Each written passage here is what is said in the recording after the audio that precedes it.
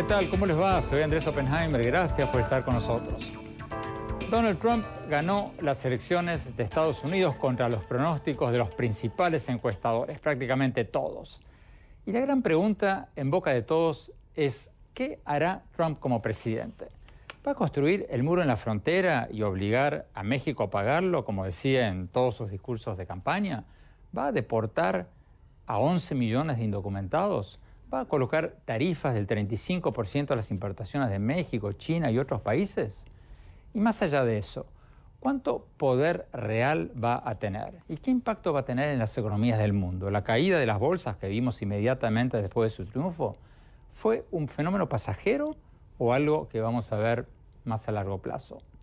Se lo vamos a preguntar a varios analistas de primer nivel. Desde los estudios de CNN en Nueva York, vamos a tener al doctor Carlos Díaz Rosillo, profesor de gobernabilidad de la Universidad de Harvard y colaborador de la campaña de Donald Trump.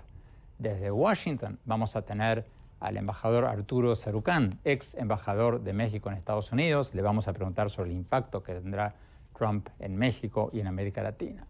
Desde nuestros estudios en Londres, los estudios de CNN en Londres, nos va a acompañar Marco Vicencino, director del proyecto Global Strategy. Le vamos a preguntar sobre cómo se ve todo esto desde Europa, el Medio Oriente y Asia.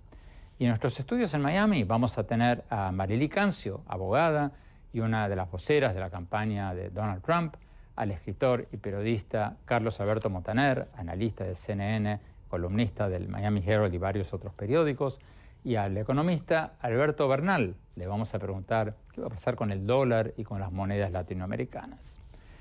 Bueno, empecemos con la pregunta del $1.000.000. Marily Cancio, ¿cuánto poder real va a tener tu candidato, tu ahora presidente electo? ¿Va a tener contrapesos en el Congreso o su victoria fue tan contundente, tan impresionante, que controla las dos cámaras y va a tener un mandato para cumplir prácticamente todas sus promesas de campaña? ¿Cómo lo ves?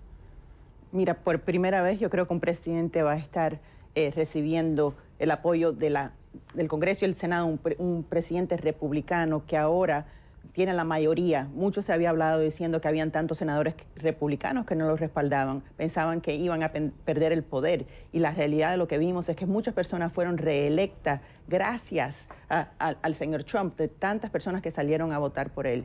Yo sí creo que él va a poder lograr muchas cosas. Primero que nada, va a poder eliminar las órdenes, los decretos ejecutivos del presidente Obama. Eso con una pluma el primer día él puede eliminar. Después lo que vamos a ver, Obamacare. Obamacare es una cosa que él prometió que lo va a quitar, reemplazar con algo mejor. Eso es algo que los republicanos por mucho tiempo han estado luchando y desafortunadamente el presidente Obama lo ha vetado. Lo que vimos es un rechazo a las políticas de Obama con la elección de Donald Trump. También otras cosas que él ha prometido hacer, él va a necesitar trabajar con los congresistas, muchos de ellos republicanos, pero que tienen una opinión un poco distinta. Sí creo que lo que tiene que ver con la parte impositiva de reducir los impuestos a un 15% para lo que sea las ganancias de corporaciones va a ser muy bien recibido, porque muchos pequeños empresarios que respaldan la candidatura de Trump van a estar muy contentos con esa política fiscal de reducir impuestos. Marily, rápidamente, una de las principales promesas de campaña de Donald Trump, con el que abría y cerraba todos sus actos, era el muro en la frontera, la deportación de indocumentados, el hacer pagar a México por el muro. ¿Eso tú crees que lo va a hacer? Eso fue una gran promesa de campaña y por eso fue electo. Yo creo que necesitamos seguridad en la frontera, necesitamos una reforma migratoria que no se puede lograr antes que la frontera esté protegida. Y yo creo que sí lo va a hacer de una forma u otra, pero no es solo proteger la frontera. Necesitamos resolver el problema migratorio, de que mucho se ha hablado, que el presidente Obama había prometido hacerlo en su primer año, hace 8 años atrás, y no lo hizo. Y yo creo que ahora, una vez que esos pasos se tomen, vamos a poder lograr algo que ningún demócrata ha podido lograr, ni republicano también, porque en la época del presidente Bush también había tratado y no lo logró. Pero vamos a ver que con esta presidencia, que va a ser una presidencia distinta. Vimos Nancy Pelosi que llamó al señor Trump ayer y le dijo, mira, juntos podemos trabajar con proyectos de infraestructura, de crecimiento, de construcción en el país. Y eso es lo que necesitamos, más unidad entre los partidos para lograr algo. El presidente Obama, cuando pasó Obamacare, lo pasó de una forma, esa ley de salud de Estados Unidos, sin la ayuda de un solo republicano. Yo creo que por esa razón, entre muchas otras, no es un plan popular, porque no escuchó consejos de los republicanos. Y por eso yo creo que Trump tiene que aprender de eso, porque aunque tenga el poder, él tiene que trabajar con ambos lados para que sus medidas sean populares, no solo por un partido, pero para lo que sea mejor para los Estados Unidos. Vamos a Washington, embajador Arturo Cerucán. Arturo, tú has seguido el tema de la relación de Trump con México como pocos. ¿Qué opinas de lo que acaba de decir Mariely Cancio, de que Trump sí, según ella, probablemente siga adelante con su promesa de campaña de terminar de construir el muro y las deportaciones masivas? ¿Cómo lo ves? Es una apuesta complicada, primero porque estamos hablando en el escenario más optimista, más conservador, de 25,000 millones de dólares como mínimo para realmente cumplir con la promesa campaña del presidente electo Trump de construir un muro a lo largo de toda la frontera entre México y Estados Unidos. Segundo, creo que no toma en cuenta la realidad de lo que ha ocurrido en la frontera entre México y Estados Unidos desde hace por lo menos ya 5 o 6 años, y es que el número de mexicanos cruzando de manera indocumentada a Estados Unidos ha disminuido dramáticamente. Todos lo sabemos, Andrés, ahí están los datos duros no mienten. Tenemos migración neta cero de México a Estados Unidos, lo cual quiere decir que más mexicanos están regresando de los que están cruzando a Estados Unidos.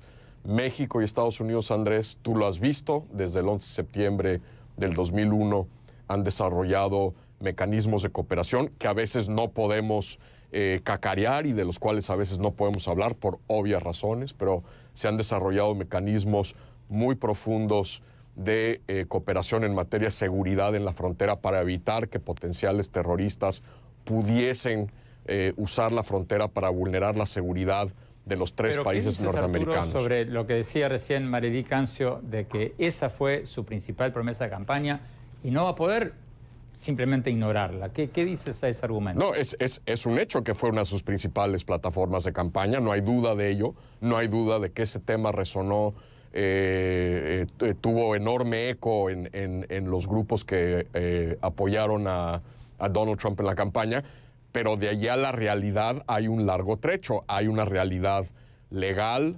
constitucional, financiera. Hay muchas comunidades, Andrés, si te fijas en las encuestas, hay muchas comunidades que votaron por el Partido Republicano, que reeligieron o eligieron a legisladores republicanos y que votaron por el presidente electo Trump, que se oponen a la construcción de un muro en la frontera entre México y Estados Unidos.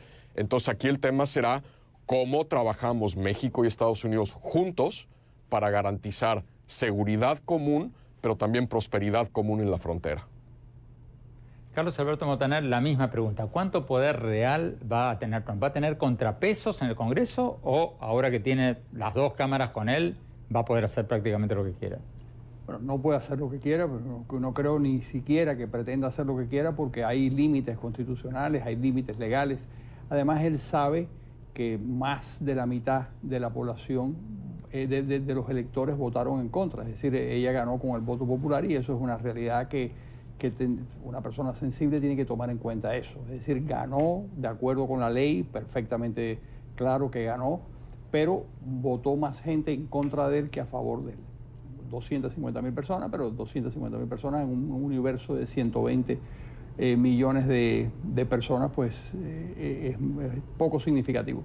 Ahora, sí creo, Andrés, que va a fabricar el muro, porque es algo que tiene que ver con su propia naturaleza. Este señor es un doer, un tipo que ha hecho edificios, que ha hecho campos de golf, es una persona que se ha dedicado a la construcción, de manera que para él hacer ese muro es algo que es perfectamente factible, es algo que mucha gente respalda en los Estados Unidos, que no es ningún capricho, que tal vez impida que cierta gente pase la frontera, pero que de lo que se trata es de que es una promesa emblemática y la va a cumplir. Ahora, va a tener poder, yo creo que va a tener poder, pero ese poder va a estar limitado por la realidad política y va a estar limitado por la ley y no creo que hay que concederle, por supuesto, la posibilidad de que no se va a exceder en el ejercicio de la autoridad y del poder. Este hombre que tiene un carácter muy fuerte, que tiene un carácter, a mi juicio, autoritario, pero yo no creo que lo vaya a ejercer de esa manera. Sí pienso como Manili que va a eliminar los decretos presidenciales, porque eso es algo que está a su alcance, y lo va a hacer en los primeros 100 días de gobierno. Todo lo que tiene que ver con, por ejemplo, con Cuba, todo lo que tiene que ver con el Obamacare, creo que tiene razón. El problema es que tiene que reemplazarlo por algo mejor, y eso no es sencillo. No es sencillo porque cuesta mucha plata, y no es sencillo porque ahí hay muchos intereses y muchos lobbies, pero tendrá que eliminar el Obamacare y tratar de reemplazarlo por algo superior, Andrés, y eso no es fácil. Vamos a ver qué es lo que se saca de la manga este señor. Tenemos que ir a un corte. Cuando volvamos, más sobre el futuro de Estados Unidos y el mundo bajo Donald Trump. Ya volvemos.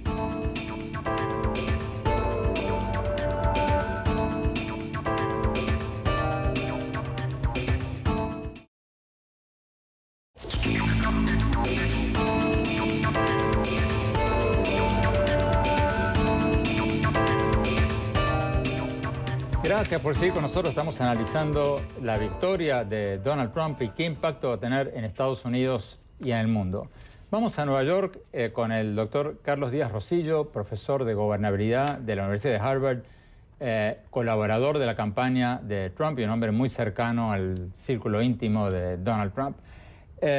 Carlos, la pregunta que hacíamos en el bloque anterior, ¿cuánto poder real va a tener Donald Trump? Ya sabemos que tiene las dos cámaras, pero ¿va a tener un mandato? ¿Va a tener un verdadero poder real o va a tener contrapesos?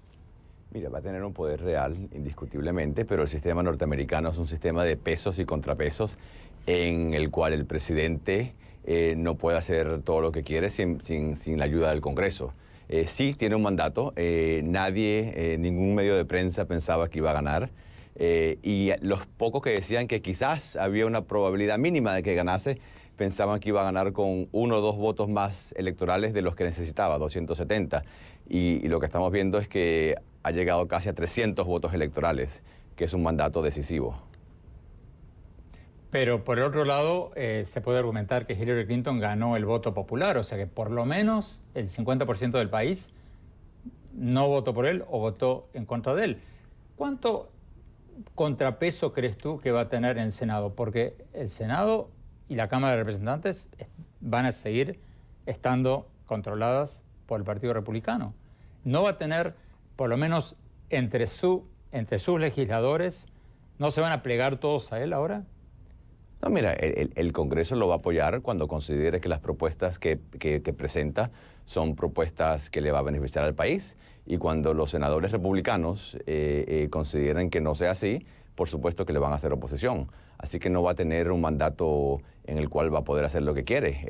Acordémonos que él es, como empresario, es una persona que sabe negociar y que sabe cómo conseguir el mejor trato posible cuando está negociando con otros. Así que va a tener que negociar, no solamente porque tiene republicanos que no lo van a apoyar en todo, sino porque en el Congreso, en el Senado en particular, hace falta tener 60 votos para poder pasar todo tipo de proyectos, y va a tener 51. Carlos Alberto Montaner, ¿cómo puede ser que se hayan equivocado prácticamente todos los encuestadores? Y nosotros, los periodistas, citábamos y volvíamos a citar las encuestas y se equivocaron.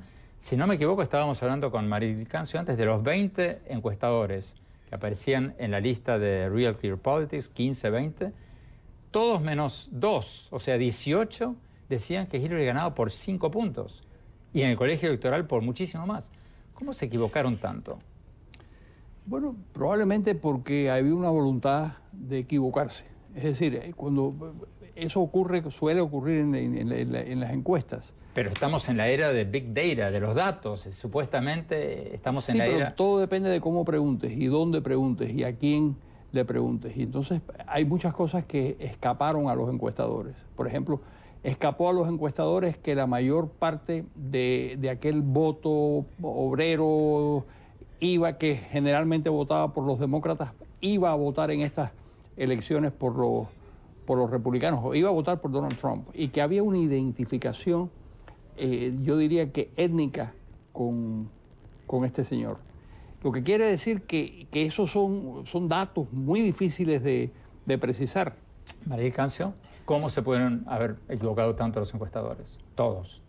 Bueno, o casi todos. Estoy de acuerdo con lo que dijo Carlos Alberto, de que había muchos que querían equivocarse, que hacían semanas que decían que esto ya estaba ganado. Hasta el propio día de las elecciones daban a Hillary como la que iba a ganar. Hasta Newsweek sacó 125,000 revistas con la capa diciendo que ella había ganado. El New York Times decía 90% de posibilidad de que ganara Clinton, pero, el día anterior. Exacto, pero muchas de las personas que trabajaron en la campaña del señor Trump, acuérdense que la jefa de campaña de él es una encuestadora. Kellyanne, ella sabía lo que estaba haciendo, sabía que había muchas personas que no estaban contestando estas encuestas, que no querían decir la verdad, como se dice, era la mayor parte de la gente que normalmente no hace mucho ruido. Había muchas personas que tenían miedo de decir, personas de la raza negra no querían decir a sus vecinos que estaban votando por Trump. Eso pasó mucho, pero un par de cosas. Trump, convengamos, sacó el 8% del voto afroamericano. Sacó más votos que Mitt Romney. 8%. Y también, y muchas personas, de estas mismas personas, habían dicho que él iba a recibir menos votos de la clase hispana, de los hispanos, que Mitt Romney, y recibió 2 puntos más. Entonces, por eso te digo de que estaban equivocados. Y las mujeres votaron más por Trump que por Hillary. Ella perdió el voto de mujer comparado con Obama. Y yo creo que eso es importante cuando dicen, no, solo los hombres blancos son los que votaron por el presidente Trump. Eso no es cierto. El presidente electo Trump tiene mucho mérito de haber ganado el voto. En la mayoría de los estados, si miras el mapa electoral, es rojo. Desde que nacieron mis hijos o mi hijo en el año 1988, no pasaba algo así. Vamos a New York. Carlos Díaz Rocío, tú eres profesor de gobernabilidad en Harvard, sigues esto más de cerca que la mayoría. ¿No es lógico que después de 8 años de un gobierno siempre los electores buscan a otro partido? ¿No es una constante que se volvió a dar este año? Sí, claro que sí, y sobre todo, en mi opinión, después de un gobierno demócrata bastante malo, te diría yo. Aquí la clave, la gran falla de la candidata Clinton fue que hace más de un año ella decidió hacer el centro de su campaña la continuidad, presentarse como la continuación del presidente actual, y lo que vimos es que los votantes querían cambio. El 70% de los votantes expresaron que no estaban de acuerdo con el camino en que iba el país, y la secretaria de Estado, Clinton, se presentó como la candidata de la continuidad, mientras que Donald Trump se presentó como el candidato del cambio en una elección en la cual el pueblo quería cambio. Carlos, quiero aprovechar, tú llegaste tarde a la discusión inicial del programa cuando estábamos hablando de cuáles de las propuestas de campaña de Trump probablemente sean llevadas a cabo. Tú que estás muy cerca del círculo íntimo, de todas las cosas que habló Trump en la campaña, el muro, las deportaciones, ¿hasta qué punto crees tú que las hará? ¿O cuáles de ellas crees tú que Él hará? tiene un equipo ahorita muy serio que está precisamente trabajando en eso, viendo a ver cómo se pueden implementar todas las promesas que dio. Creo que todavía es muy temprano para decir cuál va a ser la prioridad en los primeros 100 días, pero tiene un equipo trabajando fuertemente para poder implementar las políticas públicas que presentó como campaña, como promesas de campaña. Pero ¿puedes elaborar un poquito más sobre el muro? Por ejemplo, ¿tú crees que va a construir un muro que, según nos recordaba Arturo Cerucán, puede costar $25.000 millones de dólares? Mira, gran parte del muro ya existe, así que no va a tener que construir un muro de cero. Gran parte de la frontera ya tiene un muro. Fue una parte importante de la campaña de Donald Trump, así que me imagino que sí, que va a tratar de buscar la manera de cumplir su promesa en cuanto al muro. Podemos discutir si es un muro virtual, si es un muro con ladrillos, si es una cerca. No sabemos exactamente, pero creo que sí va a cumplir la parte de la promesa que dice que hay que sellar la frontera. ¿Cómo se sella la frontera? Ahí se puede discutir. Sigo contigo, Carlos. Las tarifas de 35% a las importaciones de México, el salirse del acuerdo de libre comercio, ¿tú lo crees factible? ahora que es presidente electo? Mira, él nunca ha dicho que se va a salir del Tratado de Libre Comercio con México y con Canadá, sino que hay que renegociarlo para que beneficie a los trabajadores norteamericanos. Sin duda alguna, NAFTA beneficia a las empresas norteamericanas. Lo que él ha dicho es que tenemos que tener un tratado de libre comercio, no solamente con México, sino con todos los países del mundo, que beneficie al trabajador norteamericano. En ningún momento ha dicho que se va a salir de todos estos tratados, de que no quiere comercio libre, sino que quiere un comercio libre más justo para el trabajador americano. Tenemos que ir a un corte, ya volvemos con más sobre el futuro de Estados Unidos y el mundo en la era de Donald Trump. Ya volvemos.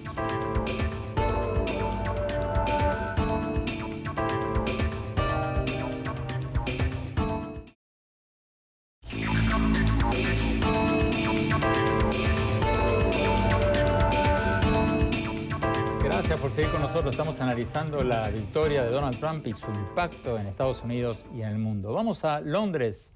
Marco Vicencino, gracias por estar con nosotros de los estudios de CNN en Londres. Marco, ¿cuál va a ser el impacto de Donald Trump en el mundo? ¿Cómo ven allí en Europa su política exterior, su propuesta, su amenaza de salir de la OTAN? Sí. ¿Cómo lo ven desde allí? Inicialmente con temor, con mucho miedo, porque lo que han visto es solamente hasta ahora es la retórica de la campaña electoral. Ahora empieza la realidad del poder y eso va a haber un cambio, yo creo personalmente, porque dijo ciertas cosas. Lo que provocó lo que dijo él principalmente con respecto a Europa, con OTAN, son cosas que muchos políticos y gente en Washington lo dicen privadamente. El error que él cometió según el sistema fue que dijo estas cosas públicamente, que en manera preguntó los principios fundamentales de la política exterior estadounidense que han existido desde el 1945. Y con ese respecto eso provocó. Pero ahora pienso con la realidad del poder, que es el fin de la campaña electoral, ahora es una persona más pragmática. Una persona que quiere resultados y no puede lograr tener resultados si no empieza a fortalecer, crear, reconocer alianzas que tiene Estados Unidos. Estados Unidos, la palabra es America First, que es Estados Unidos como el primer país, como sus intereses le sirven a él. El Estados Unidos no puede ser el primer país sin buenos aliados. Y en ese, si él quiere resultados, él tiene que fortalecer las alianzas y empezar con una nueva retórica con respecto a nuestros aliados. Ya han pasado algunos días, Marco Vicencino, desde la victoria de Trump.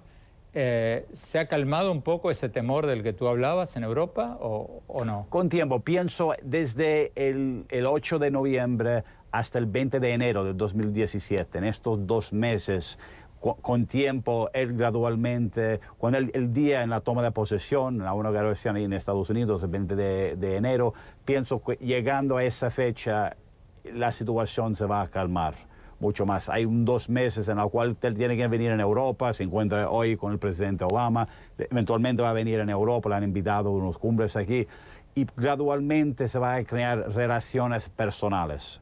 Y con eso el pragmatismo pienso que aumentará. La persona de la retórica provocatoria. Eso es más una persona pragmática que Europa va a conocer y pienso que Estados Unidos va a conocer a poco.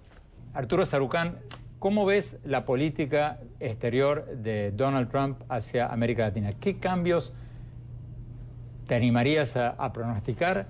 ¿Y qué sabes de Newt Gingrich, el hombre que, según se especula en los medios, podría ser el secretario de Estado de Donald Trump, o por lo menos ocupar un cargo muy alto en su administración?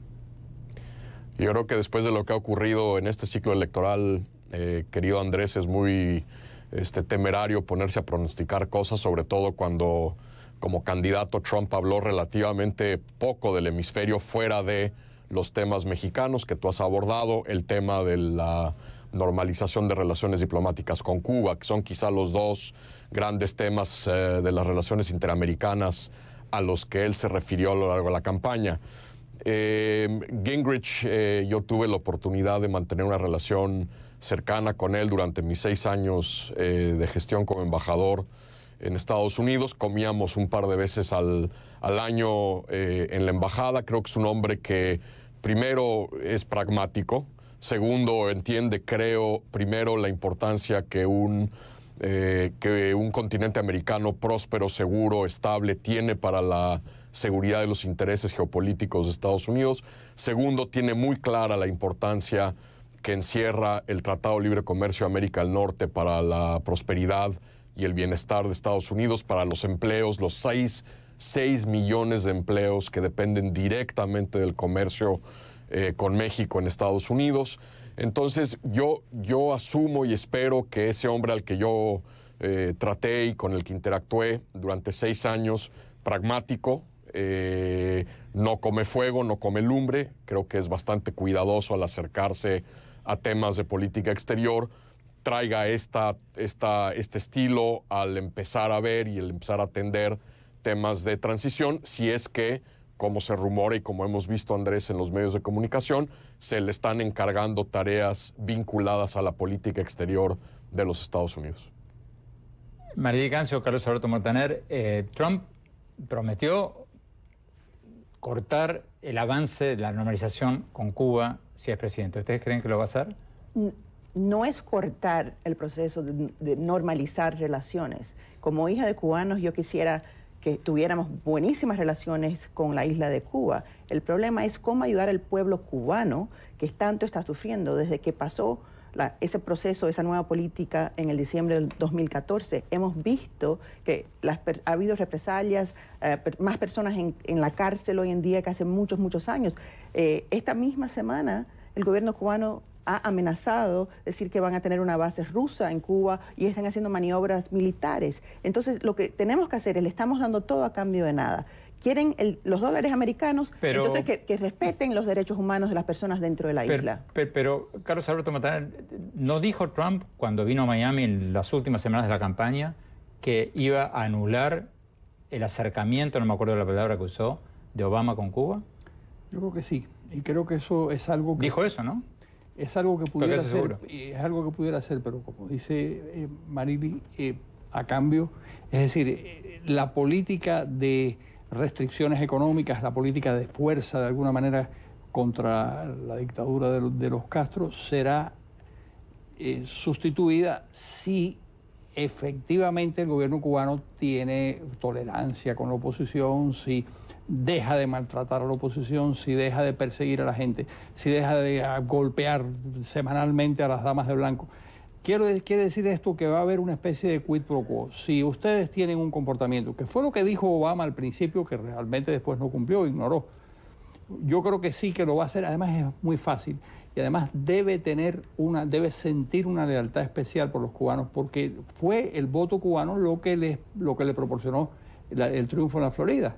Que a su vez le proporcionó prácticamente la elección. Exacto, por lo menos a partir del momento en que se triunfa en la Florida ya hubo una especie de inclinó la balanza. Inclinó la balanza en una dirección. Tenemos que ir a un corte, ya volvemos, ya seguimos.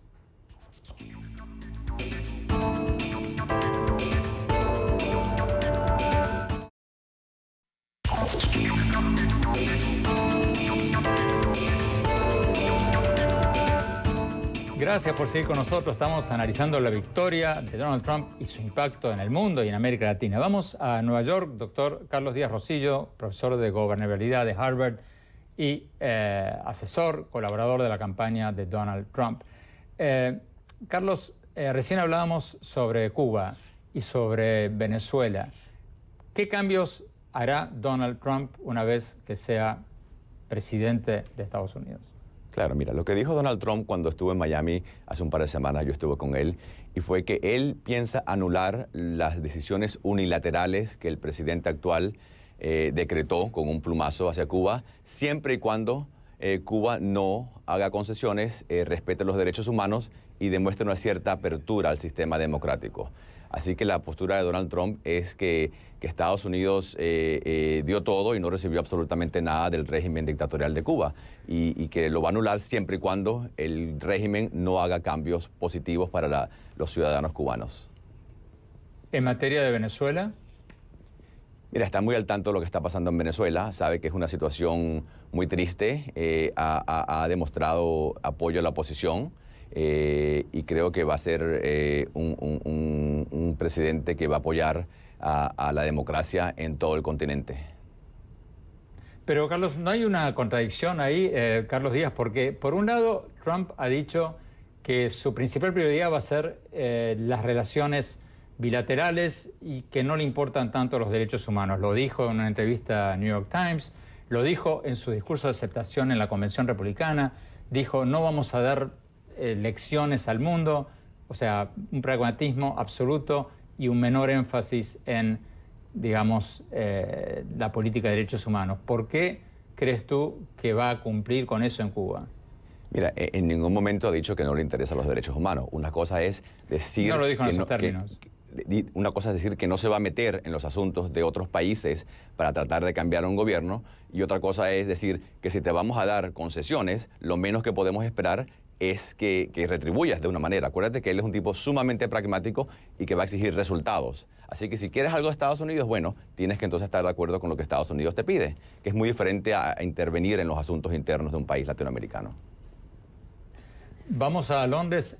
Marco Vicenchino, ¿cómo ves la política de Trump hacia el Medio Oriente? El Medio Oriente no va a cambiar mucho. Pienso que la situación en Siria sí se desarrolla una relación diplomática mejor con Rusia, tal vez las cosas pueden llegar, no a un acuerdo, pero digamos, la palabra en francés es rapprochement, en el sentido que un entendimiento entre los dos para tratar de estabilizar la situación en Siria. Pero hasta que se resuelva la situación en Alepo, pienso no va a haber progreso en ese diálogo. Con Israel, en fortalecer la relación, principalmente la relación personal también con Netanyahu.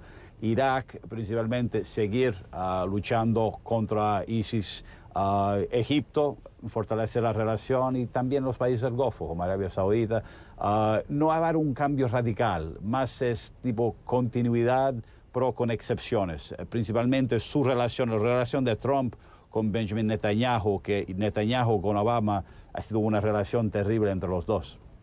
Vamos a Alberto Bernal. Alberto, recién analizamos el impacto político. ¿Cuál va a ser el impacto económico de la victoria de Donald Trump en el mundo? Hola Andrés, mira, yo creo que la verdad la situación es bastante sencilla y voy a tratar de ponérselo a la audiencia de la forma más clara posible. Aquí hay solamente dos posibilidades: o el Donald Trump que vimos en la campaña se manifiesta como presidente, o el Donald Trump presidente básicamente traiciona al votante blue collar de Estados Unidos. Es así de sencillo. Si el Donald Trump que gobierna traiciona lo que dijo que iba a hacer, renegociar los tratados de libre comercio, declarar a China como un currency manipulator, si no hace esas cosas que dijo que iba a hacer, yo pienso que la presidencia de Donald Trump puede ser una buena presidencia en términos económicos y sería bueno para la economía mundial. Lo que estás diciendo es si Donald Trump no es Donald Trump, entonces va a ser un buen... Exactamente, así de sencillo, Andrés. Pero si Donald Trump es Donald Trump, tenemos problemas. ¿Cuál sería el impacto económico en el mundo? ¿Qué pasaría con el dólar? ¿Qué pasaría con las monedas latinoamericanas? ¿Qué pasaría con el euro? Solamente imagínate esto, Andrés. Imagínate esto. Llega Donald Trump a Beijing o viene Mr. Xi a Washington y están en la reunión los dos. Y entonces Donald Trump le dice, mire, señor, usted está vendiendo muchos productos en Estados Unidos, entonces le voy a poner una tarifa o deje de venderlos. Y el señor Xi le dice, señor Trump, de golpe usted no se ha enterado de que yo tengo varios trillones de dólares de su deuda en mi posición. Entonces, si quiere, nos damos golpes, señor. Pero usted se pone agresivo conmigo y yo suelto toda esa deuda al mercado para que vea cómo se le suben las tasas de interés inmediatamente. Entonces, esa conversación va a ser muy desagradable. Y esa conversación va a ocurrir si tenemos el Donald Trump que no, digamos, yo lo que sueño es que Donald Trump le delegue toda la política económica a Mike Pence y a Ryan. Eso sería lo mejor posible que podría pasar para el mundo y para Estados Unidos. Porque la política económica de Trump no funciona. La política económica de Trump es populismo a su máximo nivel. Esa cosa que vamos a devolver los trabajos del carbón en Estados Unidos, por Dios, Andrés, esos trabajos no existen. Que vamos a devolver toda la manufactura a Estados Unidos, eso es como hablarle a un niño de 2 años. Y la gente desafortunadamente votó por eso, porque la gente no pensó. y de verdad le cree. Y todos sabemos, todos los que hemos estudiado economía sabemos que eso no funciona. Entonces, si tenemos el Trump lógico, el mundo está bien y el efecto sobre los mercados debería ser suficientemente positivo. Si tenemos el Trump que yo vi en campaña diciendo que vamos a traer todos los trabajos, que tenemos que hacer los iPhones en Estados Unidos, que no podemos aceptar más importaciones de México, de China, etcétera, vamos a tener unos 4 años extremadamente complicados para los mercados. María Cancio, nos queda un minuto. ¿Tu respuesta? Yo estoy completamente de desacuerdo. Yo creo que vimos que los mercados después de la elección de Trump bajaron, igual que bajaron con Obama, porque no le gusta cambio, pero inmediatamente subieron a números récord. Y yo sí creo, tengo confianza de que un Donald Trump pragmático no es traicionar a sus votantes que lo respaldaron. Y no me gusta la forma de que tratan a los votantes de Donald Trump. No son todos sin educación y tontos como hace sonar el señor Bernal. Muchos de nosotros profesionales que sí entendemos los mercados, sabemos que no podemos seguir viviendo con un déficit de balanza de 800.000 millones de dólares. Eso es insostenible y eso tiene que cambiar. Alberto Bernal, 30 segundos nos quedan. ¿Tu respuesta? Pues mira, desafortunadamente estoy otra vez en total desacuerdo. Mirar un déficit de comercio con México y decir que tiene 40.000 millones de dólares es una ignorancia impresionante. Hay 40.000 millones de dólares porque México es parte, es un apéndice de Estados Unidos. Uno tiene que mirar a México es como ve a Luisiana, es parte de la Unión. Y decir lo contrario es decirle mentira a la gente. Y además, esos 40.000 millones de dólares de déficit por comercio se los gasta México comprando productos de Estados Unidos y además utilizando servicios de Estados Unidos. Lo único que hay que hacer es ir a Vail, en Colorado, para ver cuántos mexicanos hay allá. Eso genera mucho empleo en Estados Unidos. Y yo no hablaba de México, yo estaba hablando en general. Nos están diciendo que se nos sacó el tiempo. Los voy a invitar a ambos en el próximo programa. Vamos a tener mucho tiempo para hablar de esto. Muchísimas gracias a todos. Vamos a un corte y mis conclusiones.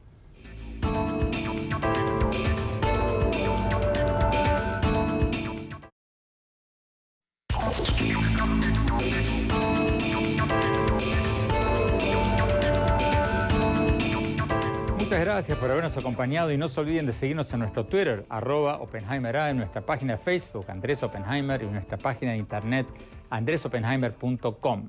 Si se registran ahí, van a poder recibir todas mis columnas del Miami Herald y nuestros más recientes programas de televisión. Les recuerdo la dirección, es andresoppenheimer.com. Bueno, mi opinión sobre la victoria de Donald Trump, esta victoria contundente, impresionante contra todos los pronósticos de los principales encuestadores de Estados Unidos. Obviamente fue un hecho histórico, el primer triunfo de un candidato nacionalista, populista en la historia reciente de Estados Unidos. No se puede negar que Trump ganó contra viento y marea. Pero desde aquí le pedimos humildemente a Trump que no se olvide de 3 cosas para que no se vaya a marear con esta victoria tan contundente, tan impresionante. Primero, señor presidente electo, por favor no se olvide que usted ganó en parte, subrayo, en parte, porque tampoco es cuestión de exagerar, gracias a factores externos. Obviamente logró ganar el voto de millones de estadounidenses frustrados por la globalización, pero también es cierto que se benefició mucho de factores externos, como por ejemplo la carta en que el director del FBI, James Comey, anunció pocos días antes de las elecciones que había encontrado nuevos emails de Hillary Clinton. Y también se benefició de los miles de emails hackeados de la campaña de Hillary Clinton por Wikileaks, que según funcionarios de Estados Unidos es un grupo, una organización respaldada por Rusia. Todo eso dominó la agenda mediática en los últimos días, antes de las elecciones, en los últimos 10 días, y obviamente fue un factor, repito, uno de los factores que lo ayudó a ganar. Segundo, Hillary Clinton ganó el 50% de los votos. Según las cifras del día siguiente de la elección, ganó la elección popular y Trump ganó en el colegio electoral. Este es un país dividido en 2. Señor presidente electo, si usted quiere gobernar para todos y con la ayuda de todos, como lo dijo en su discurso de victoria, le tendría que extender una mano a todos los grupos a los que antagonizó durante la campaña. Tercero, históricamente esta era una elección que le tocaba ganar a su partido, al partido de Trump, al partido republicano, porque por lo general es muy difícil que un mismo partido político gane 3 elecciones consecutivas en Estados Unidos. El Partido Demócrata de Hillary Clinton, de Obama, no había ganado 3 elecciones consecutivas desde 1940. Y esta vez no fue diferente. Entonces, en suma, ojalá el nuevo presidente de Estados Unidos recuerde estos datos que acabamos de señalar y no permita que esta victoria tan contundente, tan impresionante, lo vaya a marear. Que busque puntos de entendimiento con sus adversarios en el país y en el extranjero por el bien de Estados Unidos y por el bien del mundo. Gracias, hasta la semana próxima.